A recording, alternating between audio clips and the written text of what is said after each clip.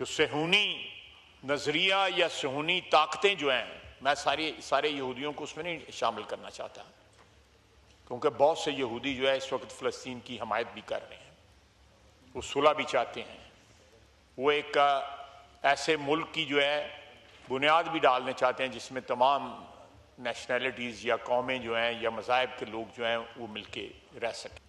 मुकम्मल यकजहती का इजहार हम करते हैं अपने ईरानी भाइयों के साथ, और इस आजमाइश की घड़ी में हम उनके साथ हैं, हर तरीके से उनके साथ हैं। उनको जिस किस्म की ज़रूरत होगी इंटरनेशनल लेवल पे, यूनाइटेड नेशंस पे या किसी और अदारे पे या इस्लामिक कॉन्फ्रेंस के अदारे पे, कहीं भी हम उनके मफादात का जो है तहफ़्फ़ुज़ करेंगे इंशाअल्लाह ताला। वो हमारे भाई हैं, हमारे हमसाए हैं, उनका दुख दर्द, उनकी खुशियाँ, उनका गम जो है हमारे साथ जो है मुश्तरक है। बुनियान मरसूस का जो मार्का हुआ और जिस तरह पाकिस्तान को फतह हासिल हुई, उससे बहुत सारे, एक तो बैरूनी महाज पे हमें फ़वाइद हासिल हुए, कौम का इज़्ज़त और वक़ार जो है वो बुलंद हुआ, और एक कंपैरिजन लोगों को मिला, पाकिस्तानी कौम को मिला कि आज से चंद साल कबल जब अभिनंदन आया था तो कमेटी रूम नंबर 2 में एक मीटिंग हुई थी और 1.5 घंटा हम वहाँ पे बैठे रहे कि वज़ीर आज़म साहब आए उस वक्त के और कोई फैसला हो। लेकिन उस वक्त आर्मी चीफ जनरल बाजवा और उनके दरमियान मशवरे अलहदगी में होते रहे इसी बिल्डिंग के अंदर। असद कैसर साहब भी वहाँ पे मौजूद थे, लेकिन फैसला जो है जो कुछ हुआ वो आपके सामने है। हमने अभिनंदन को वापस किया और वो एक सरेंडर था। आपको याद होगा इसी ऐवान में टांगें कांपने की जो बात हुई, आपको भी टारगेट किया गया उस पर। ये सारा तारीख है और हम उस तारीख पे उस वक्त भी शर्मिंदा हुए, आज भी शर्मिंदा है। वो फतह उस वक्त एयरफोर्स ने हासिल की, एक जहाज जो है पाकिस्तानी स्पेस को जिसने वायलेट किया उसको गिराया और उसके पायलट को हमने गिरफ्तार किया।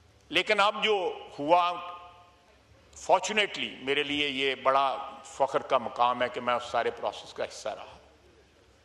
जिस तरह बुलंद हौसले ने, मैंने दोनों सिचुएशंस देखी ना, उस वक्त जनरल बाजवा साहब का और वज़ीर आज़म का भी हौसला देखा उस वक्त के, और इस वक्त भी मैंने हौसले देखे अपनी अफवाज के जो चीफ थे तीनों के, उनके हौसले देखे। उस रात जो है, आधी रात को ये फैसला हुआ कि हमने रिएक्ट करना है, रिटेलिएट करना है, जवाब देना है। फजर के बाद 2-2:30 बजे फिर इंडिया ने हमला किया और फिर उसको जवाब दिया गया जो फैसला कुन था। किसी मरहले पे ये 10, 15, 20 रोज के अंदर जो भी मुद्दत गुजरी,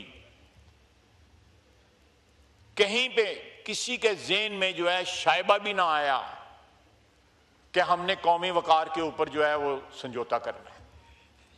शायबा भी ना आया। बड़े इंस्पायरिंग थे हमारी अफवाज के जो हौसले थे, बड़े इंस्पायरिंग थे।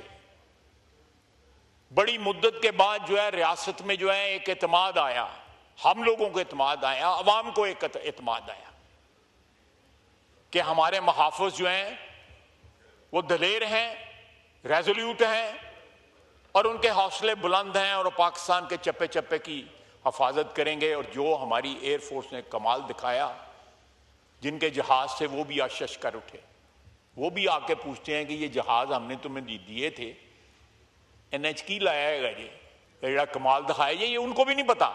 ये सारे का सारा जो है इंडिजिनस जो है हमारी टेक्नोलॉजी, हमारे बच्चों ने, हमारे जो साइबर वॉरियर्स ने, वहाँ पे जो है स्टेडियम की लाइटें चली गई, IPL बंद हो गया, पानी रिलीज हो गया डैम्स में, ग्रिड बंद हो गए। ये बातें जो हैं, ये सारे हमले जो है, जो साइबर अटैक्स जो थे, ये हमारे बच्चों ने किए, हमारे जवानों ने किए, साइबर वॉरियर्स ने किए।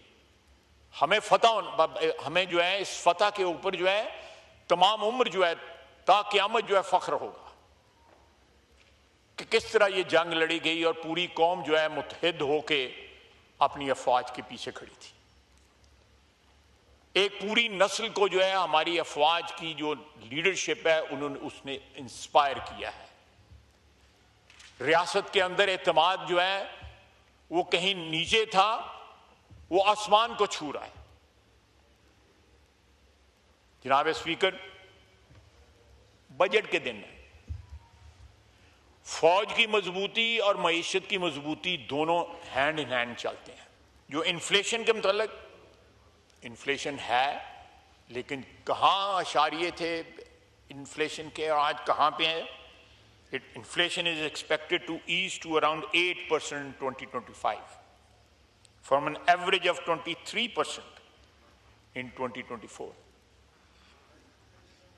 Sovereign credit rating जो है हमारी Moody's had upgraded Pakistan sovereign credit rating to CAA2, indicating a decrease in default risk primarily due to the IMF bailout. इसी तरह और बहुत सी चीजें हैं हमारी। 1,25,000 पे स्टॉक मार्केट जो है परसों तरसों से उसने टच किया, ये क्राइसिस की वजह से ड्रॉप आया है। फिर ये रिफ्लेक्ट करता है कि हमारी बिजनेस कम्युनिटी का एक कॉन्फिडेंस जो है हमारी हुकूमती पॉलिसीज के अंदर।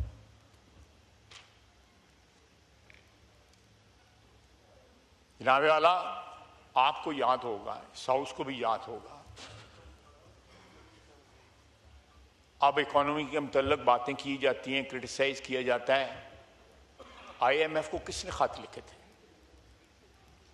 वो कौन लोग थे जिन्होंने IMF को खत लिखे थे कि हमें बेल आउट ना किया जाए, पाकिस्तान को माशी तौर पर तबाह और बर्बाद कर दिया? जनाब स्पीकर, मैं बताना चाहता हूं कि कोई शख्स जो है पाकिस्तान के लिए इंडिस्पेंसिबल नहीं है। कोई शख्स, ह्यूमंस आर डिस्पेंसिबल, वो आते हैं चले जाते हैं।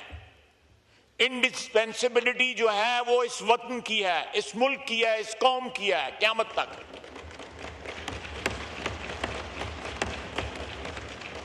इंसान डिस्पेंसिबल है। यहां पे बड़े बड़े आली मर्तबत जो है पैगंबर आए, जिनकी वजह से वजूद कायनात है, वो दुनिया से रुखसत हो गए।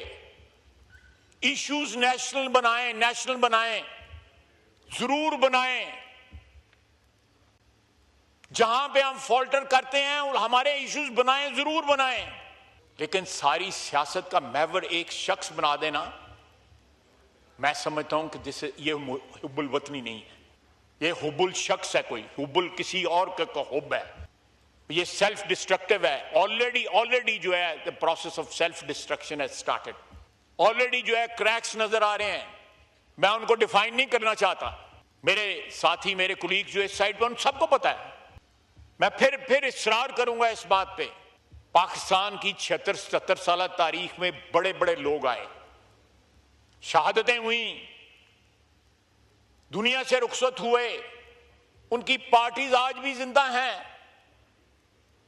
सबसे बड़ा एग्जाम्पल पीपल्स पार्टी है। जुल्फकार अली भुट्टो शहीद हुआ, उसके बाद उसकी बेटी शहीद हुई, आज भी पार्टी जिंदा है। पाकिस्तान मुस्लिम लीग की क्यादतें बदली, कहां से क्यादत शुरू हुई, बड़े बड़े अजीम लोग थे जिनकी क्यादत थी। पार्टी आज भी जिंदा है, क्योंकि उसका रिश्ता किसी नजरिए के साथ है, अशखास के साथ नहीं है, शख्सियत के साथ नहीं है, इस मट्टी के साथ है, इस वतन के साथ है, इसकी बका है, किसी इंसान की बका नहीं है।